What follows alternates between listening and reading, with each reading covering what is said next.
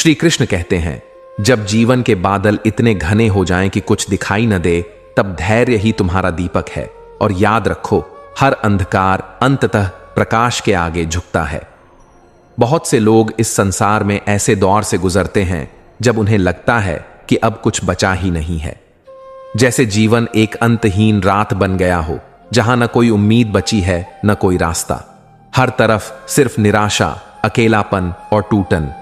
ऐसे समय में इंसान का मन खुद से सवाल करता है, क्या अब कुछ अच्छा होगा?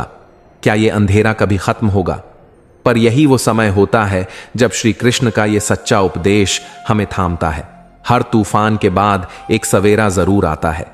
अगर तुमने कभी बारिश देखी है तो समझ पाओगे, आसमान काला होता है, बिजली चमकती है, जोर जोर से बादल गरजते हैं और लगता है जैसे प्रकृति रो रही हो। लेकिन क्या यह हमेशा चलता है? नहीं। कुछ देर बाद बारिश रुक जाती है, बादल छंट जाते हैं और वही आसमान जो अभी डरावना लग रहा था, अचानक नीला और शांत हो जाता है। और फिर सूरज निकलता है। वो सूरज जो ये बताता है कि अंधकार कितना भी गहरा क्यों ना हो, उसे स्थायी नहीं रहना होता। जीवन भी कुछ ऐसा ही है। एक व्यक्ति था जिसने अपना सब कुछ खो दिया। व्यापार डूब गया, परिवार से दूरी हो गई और मानसिक रूप से भी वह बहुत टूट चुका था। दिन रात सिर्फ यही सोचता कि अब जीवन में कुछ नहीं बचा। लेकिन एक दिन एक साधु से मिलने पर उसने श्रीमद् भगवद गीता का एक श्लोक पढ़ा, तंस्तितिक्षस्व भारत, अर्थात हे भारत, तू इन कष्टों को सहन कर, क्योंकि ये भी क्षणिक हैं। उसने धीरे धीरे हर दिन अपने आप को थामना शुरू किया। वो जानता था कि अभी रात है, लेकिन सवेरा आएगा। और कुछ ही समय में चीजें बदलने लगीं। उसे एक नया अवसर मिला। उसने छोटे काम से शुरुआत की और फिर वही व्यक्ति एक दिन दूसरों को हिम्मत देना शुरू कर देता है, क्योंकि उसे अब यकीन था, रात चाहे जितनी भी लंबी हो, सुबह होगी जरूर। श्री कृष्ण ने अर्जुन से युद्ध के मैदान में तब बात की थी जब अर्जुन की आंखों में भी सिर्फ अंधकार था। उसे भी लगता था कि जीवन का उद्देश्य खत्म हो गया है। लेकिन श्री कृष्ण ने कहा, तू अपने कर्तव्य पर टिक जा, परिणाम की चिंता मत कर, क्योंकि ये अंधकार स्थायी नहीं है।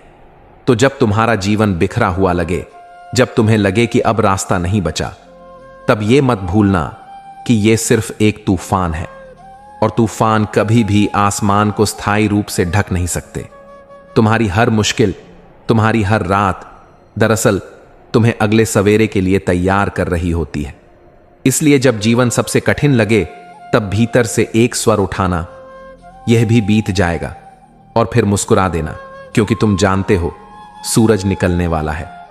क्योंकि श्री कृष्ण कहते हैं, धैर्य, श्रद्धा और आत्मबल, यही वो दीपक हैं जो अंधेरे में रास्ता दिखाते हैं।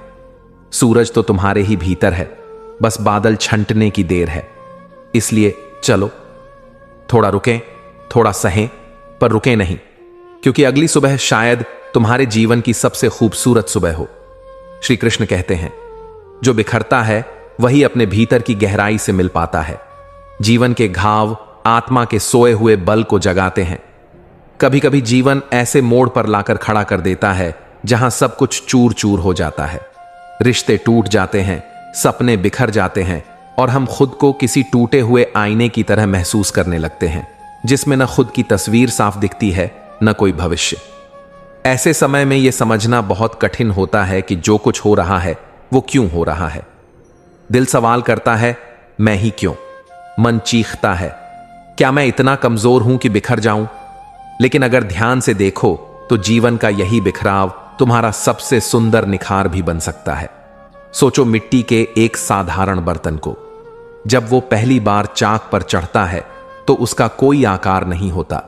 उसे बार बार घुमाया जाता है, दबाया जाता है, उसकी मिट्टी को पीटा जाता है, फिर उसे आग में झोंक दिया जाता है, बहुत तेज आग में।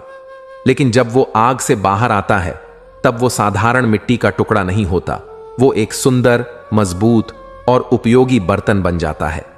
ऐसे ही जीवन भी हमें आकार देता है, तोड़ता है, मरोड़ता है, कभी कभी आग में डालता है, पर इस प्रक्रिया में वह हमें मजबूत बना रहा होता है।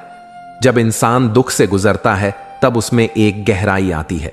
जो इंसान टूटा नहीं, वह किसी का दर्द क्या समझेगा। लेकिन जिसने खुद गिरकर उठना सीखा है वही किसी और को संबल दे।